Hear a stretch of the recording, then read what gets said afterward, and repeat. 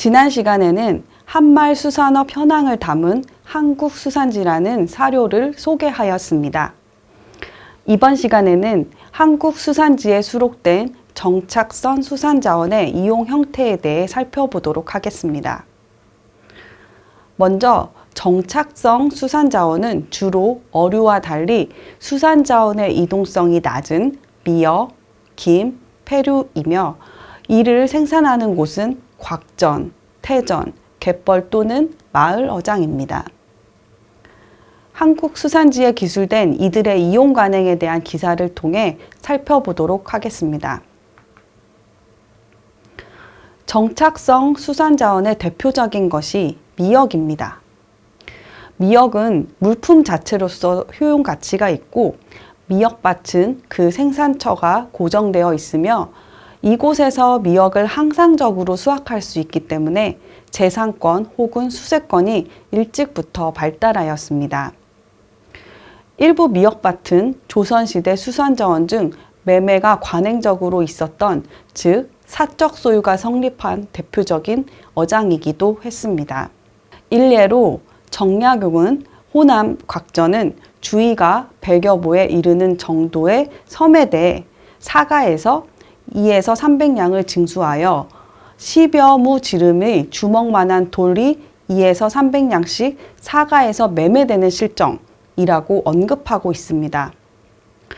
그러나 미역밭은 밭으로 표현되지만 실제로는 바닷속에 있어서 토지와 같이 그 위치가 바로 눈에 보이지는 않습니다. 왜냐하면 미역밭은 바닷속, 즉 수심 6에서 10m에 분포하고 있어 일반인들은 구분하기 어렵기 때문입니다. 미역밭의 구획은 주로 바닷속의 바위를 중심으로 구분하는데 비옥도, 소유관계 등에 대해 마을 내부에서만 정보를 가지고 있는 경우가 많았습니다. 한국수산지의 조사 결과에 따르면 20세기 초 미역밭의 이용은 크게 사유와 촌락공유 두 가지로 구분됩니다. 미역밭은 전통적으로 생산을 위한 투자 비용은 크게 요구되지 않으나 산출물이 항상적인 특징이 있기 때문에 토지와 유사한 형태의 배타적 이용과 소유권이 형성되어 사점되어 왔습니다. 그리고 그 소유 주체가 개인이 아닌 다수의 촌민일 경우 자원의 공동 이용을 하고 있었습니다. 곽전인 미역밭을 중심으로 과거부터 어업공동체가 존립하고 있는 대표적 연구 사례는 박광순의 한국어업경제사 연구 어업공동체론이 있습니다. 한국수산지에서 한말, 화포, 해라 등 체조물 채취 및 소유 관행에 관한 기사는 11개로 확인됩니다. 지역별로는 함경북도 5개, 전라남도 1개, 경상남도, 충청남도, 황해도가 각 1개씩 기사가 수록되었습니다. 그리고 11개 기사 중 2개 기사에서 개인에 의해 사유됨을 언급하고 있습니다.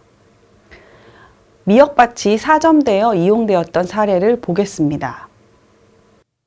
1. 화포 채취장은 어대진 남쪽 아래에 있는데 각각에 대해 일정한 권리자가 있다. 다른 주민이 자유롭게 채취하기도 하는데 채취 금액의 반을 징수한다. 2. 화포 채취장은 북쪽 와암고지로부터 남쪽 명천군에 이르는 사이의 연안이다. 채취권은 명천군 황진이 주민이 가지고 있는데 매년 4척의 소선을 이용하여 채취한다. 즉, 함경북도 경성군의 경우 화포 채취장은 철저한 사적 재산으로서 자유롭게 채취를 허락하되 채취금의 절반을 사용자에게 징수하는 방식을 채택하고 있습니다. 소유자 외 주민의 어장 이용에 대한 용의권이 형성되어 있었습니다. 그리고 함경북도 경성군 서면 운동의 화포 채취장은 이웃한 명천군에 소재한 주민이 그 채취권을 가지고 있었으며 소선을 이용하여 직접 채취하는 것으로 확인됩니다. 즉, 사적 재산에 대한 이용이 직접 채취 또는 이용권 징수 등 다양한 형태로 이루어지고 있음을 알 수 있습니다. 다음으로 미역밭을 총유하였던 사례 기사입니다. 1. 생산 장소는 공암, 사암으로 구분되어 있으며 공암은 원래 국내부 내장원의 소속이었으나 국유로 귀속되었다. 용희 2년 칙령 39호 황진, 중평, 포항, 갈마포의 4개 촌이 공동 소유한다. 사암은 지선 각 부락이 공유하는데 그 채취권은 전매 가능하다. 2. 화포 및 해라의 채취 장소는 각 리가 함께 촌유한다. 촌리는 그것을 각 호에 배당하여 채취케 한다. 따라서 각 호가 배당을 받은 장소는 함부로 타인의 침범을 허락하지 않는다. 만약 장소를 배당받은 자가 출가 등의 이유로 부재할 때는 그 장소의 채취물을 촌세 일부로 충당한다.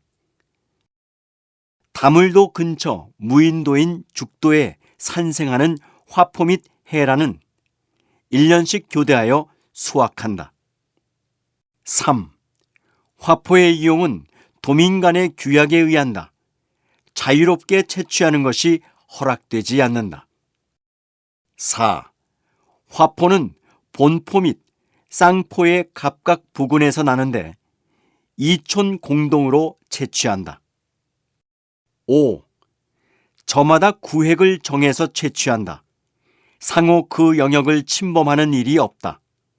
일본인 어부는 그 관행을 알지 못해서 여러 번 갈등을 야기한 적도 있다. 그 관행은 촌락에 따라 이동이 있다. 혹은 촌락 내부인에 한하여 각자 수의로 채취하는 곳도 있다. 혹은 구획을 제정하고 그 채취권을 입찰에 붙인 곳이 있다. 그렇지만 촌민이 공유하는 장소가 가장 많다. 공동체적 미역밭의 이용과 관련된 특징을 정리하면 체조장에 대한 마을 간 공동 소유는 공동체적 폐쇄성의 특징보다는 오히려 유연적 개방적인 것이 확인됩니다. 체조장을 분할하거나 구획하여 마을 단위로 배타적으로 운영하는 대신 2개 촌이 공동으로 운영하는 방식을 취하고 있었던 점이 이러한 것을 설명해 줍니다. 이때 공동체의 역할은 마을 간 배타적 체조장을 구획하는 것보다는 채취권을 분배하거나 기본적인 채취 규칙을 결정하는 것에 더 치중한 것으로 보입니다. 아마 마을 간 구획에는 이미 구례부터 내려오는 관습적 규칙이 존재하였던 것으로 추측됩니다. 채취 규칙 관련 대표적 사례는 전라남도 지도군 암태면 흑산도로 채취권자가 부재할 경우 그 장소에 대한 채취물을 공공으로 취급한 것이 대표적입니다. 그리고 채취장에 대해 입회라는 용어가 사용되기도 하였는데 이는 일찍이 전근대 사회의 공유자원의 관리체제로서 널리 알려진 일본 근세의 입회제도와는 동일한 의미는 아닌 것으로 판단됩니다. 일본의 입회제도는 대표적 공유자원인 산림의 이용에 대해 채취도구, 채취 시기와 기간, 채취 자원의 종류와 수량에 대해 명확한 규칙과 입회자의 산림, 유지, 관리 및 보호 의무 준수 등을 포괄하는데 한국수산지상의 화포 이용 시 사용된 입회라는 용어는 화포를 채취하는 권리 자체로 풀이되기 때문입니다. 일례로 함경북도 명천군 하고면 갈마포의 입회 채취장은 타지인이 이곳 곽전을 일시적으로 이용할 수 있도록 입장을 허가하는 것을 표현한 것에 더욱 가까워 보입니다.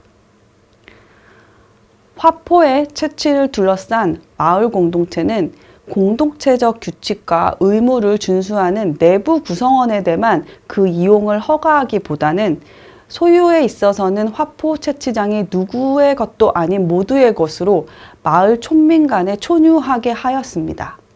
그리고 이용에 있어서는 마을 공동체는 촌유 단체에 참여하는 구성원인가에 상관없이 이용 대상을 적절하게 정하고 배분하는, 이를테면 이용 시기와 기간을 결정하는 등 의사결정 기관의 역할이었다고 판단됩니다.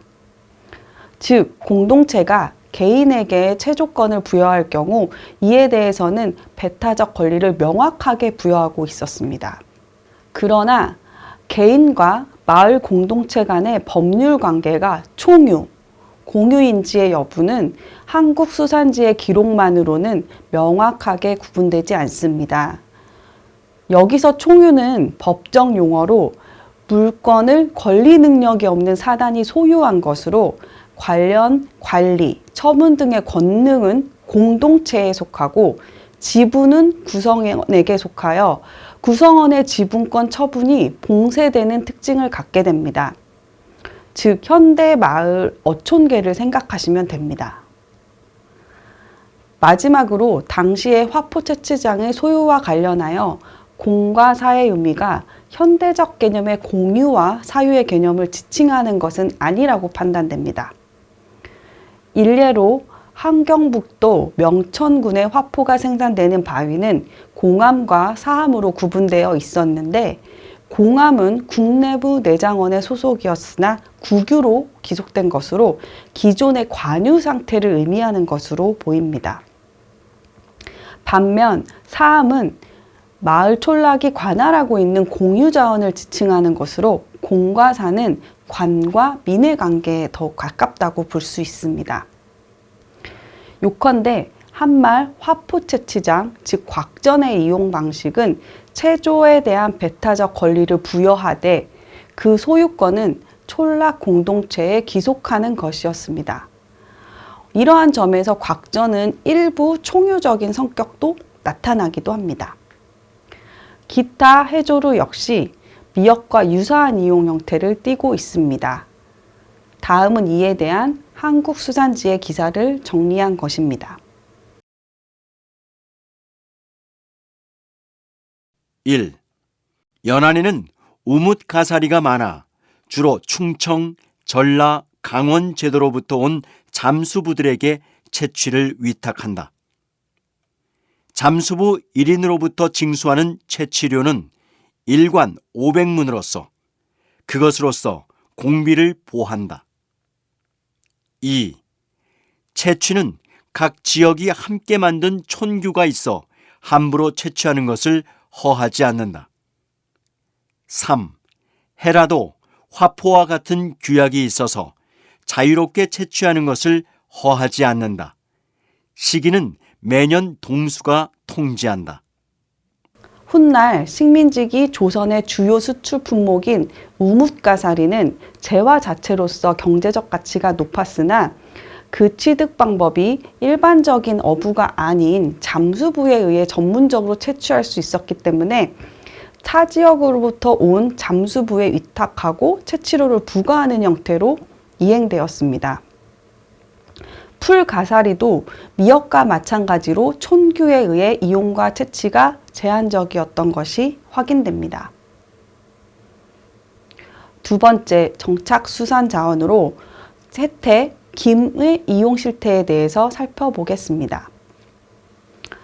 잘 아시다시피 김은 대표적인 양식으로 길러지고 있는 품목이었으며 김을 양식하는 장소인 태전은 오래전부터 개인이 사유하는 형식을 띠고 있었습니다.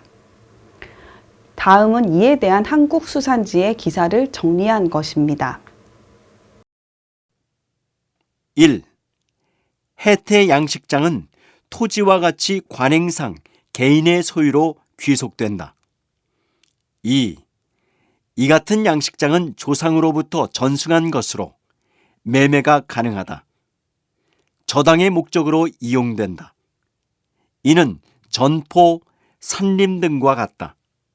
김, 혜태는 정착성 수산자원이지만 모든 곳에서 획득할 수 있는 것이 아니라 지리적으로 해태, 김해 양식이 가능한 지역은 제한적이었고 따라서 희소성 있는 재화입니다. 그리고 상품으로서의 해태는 주로 건조품, 장기 보관이 가능하여 유통 시 상품 가치의 훼손이 적기 때문에 상품성도 높은 재화입니다. 따라서 해태 양식장의 경우 오래전부터 토지와 같이 관행상 개인의 소유에 기속되고 있음을 기사를 통해 확인할 수 있습니다. 세 번째 정착성 수산자원으로 폐류가 있습니다. 폐류는 조수 간만의 차가 있는 모래 갯벌에서 서식하며 마을 앞바다의 간석지는 폐류를 생산하는 주된 장소입니다. 갯벌은 앞서 정의한 어족 자원의 풍요도, 위치적, 기술적 취득 가능성 및 경제성 등을 모두 충족하기 때문에 어장으로 간주될 수 있습니다. 그러나 구한말 갯벌이 매매되거나 개인에 의해 사정된 사례는 보기 드뭅니다. 그 이유는 다음과 같습니다. 우선 바닷물과 육지 사이의 조간대인 갯벌은 토지와 바다의 특성을 모두 내포하고 있어 토지로서 구획하기에 적합하지 않습니다. 그리고 갯벌에서 생산되는 폐류는 여타의 수산물과 마찬가지로 채취 이후 부패가 시작되기 때문에 현대와 같이 기술적으로 신선하게 유통될 수 있을 때 또는 신선 유통이 가능한 근거리에서만 상품으로서 경제적 가치를 지니게 됩니다. 이에 한말 갯벌의 이용은 개인에 의해 사정되기보다는 갯벌 어장 내에서 산출되는 수산 자원의 경제적 가치에 따라 그 이용 형태도 상이하였던 것으로 보입니다. 자기 소비용으로 자유로운 채취가 가능한 경우도 있었고 반대로 채취에 있어 촌락 공유와 규칙이 엄격하게 준수되기도 하였습니다. 조개가 생산되는 장소를 생각해 봅시다. 보시는 사진과 같이 폐류의 경우 주로 마을 어장이라 일컬어지는 마을 앞 갯벌, 바다에서 다량 생산되고 있습니다. 때문에 갯벌 어장은 배를 타야 하는 바다 한가운데 존재하는 어장에 비해 상대적으로 육지로부터의 접근성이 높습니다. 무엇보다 조수 간만의 차이에 따라 육지와 같이 드러난 곳은 위험하지 않을 뿐더러 이곳에 서식하는 조개류는 간단한 작은 홈이나 곡괭이 같은 도구로 채취가 가능합니다. 즉 상품화하기 어렵고 시장에서의 상품 가치가 낮고 마을 앞 넓은 갯벌에서 다산하는 폐류의 채취는 타촌민의 이용 등 매우 개방적으로 허용된 것으로 기록되고 있습니다. 이에 대한 한국 수산지의 사례는 다음과 같습니다. 1. 죽정, 정, 합, 천리 등이 생산되는 곳이 매우 많지만 촌민 자가용 공급에 그친다. 또 판매를 목적으로 채취에 종사하는 경우도 없다. 2. 폐류에 있어서 만해 내외인 사지에서 리가 풍부하게 생산된다. 본촌 부인 외에 타지방에서도 와서 채취하는 경우가 많다. 3. 연해의 각 촌에서 그것을 체포하지 않는 경우는 없지만 모두 자가용 공급에 지나지 않는다. 4.